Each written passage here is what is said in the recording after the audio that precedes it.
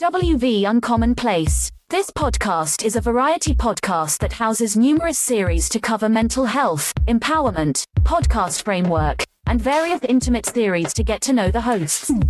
Along with occasional movies reviews and dives in pop culture with our event podcast episodes.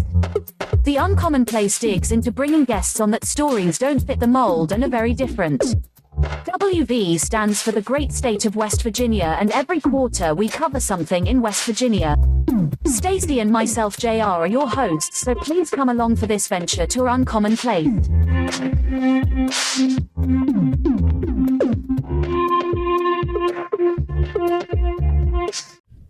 Welcome to West Virginia Uncommon Place. I could cover so much stuff inside these Y series, and the one thing that I really wanted to cover more than anything else was Splinter Cell. Splinter Cell was a series that I started out with. It was an Xbox exclusive. It was actually one of the first games that I gripped too heavy. People say it has Metal Gear Solid influence. It has win back from Nintendo 64 type of influence, and I'll give that to it. Now, Ubisoft, I did an episode earlier about them and why they disappeared and why things went crazy with them. But the importance of the series, I'm just going to go ahead and just take a quick look at it. And let's just get a little bit into it. The Splinter Cell series is a franchise of stealth-based video games developed and published by Ubisoft.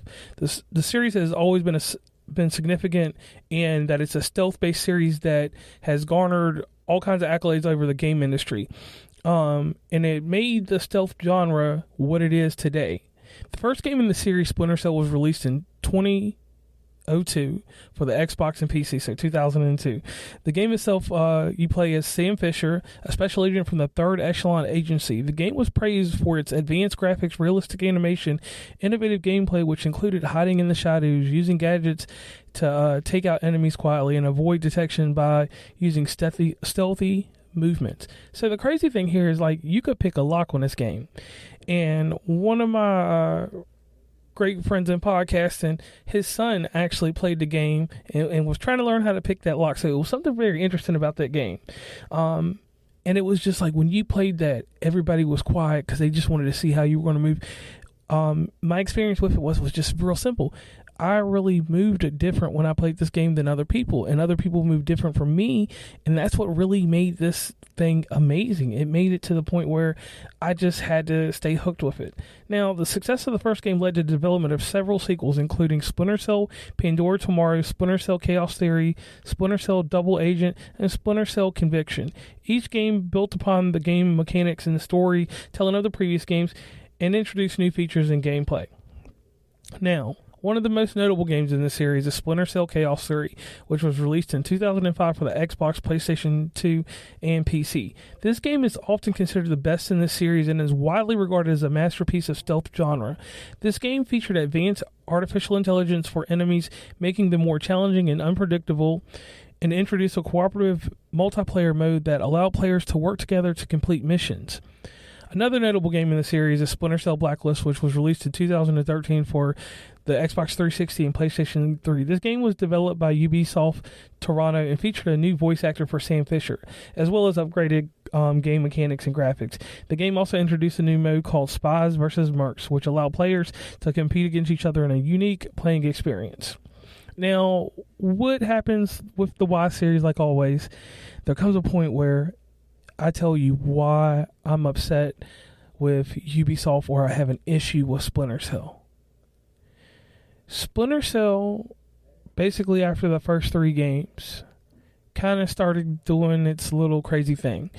And I blame it in part to games like Tenchu and different things like that followed the same suit. They were very tailored at some point.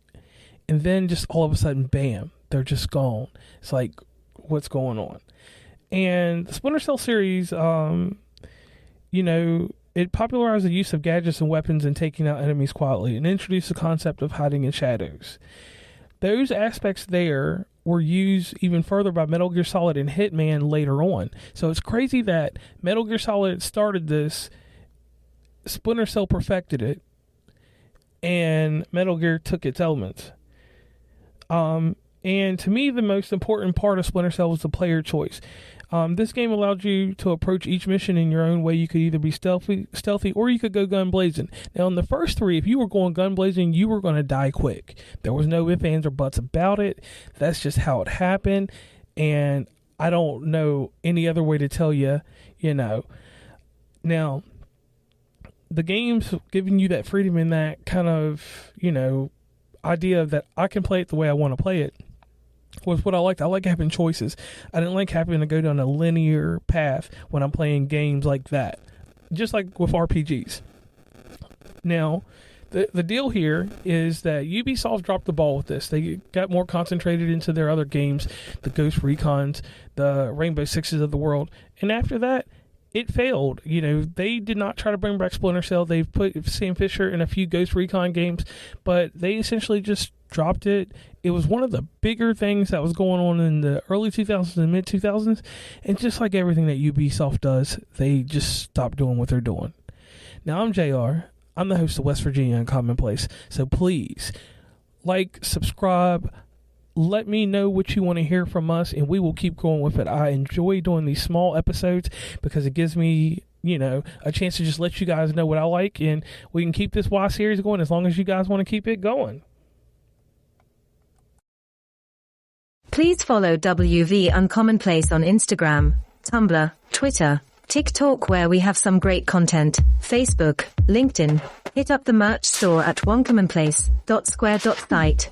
Join the email list from the website, and rate, subscribe, and give feedback from your favorite podcatcher. And lastly, thanks for listening, and tune into the next episode.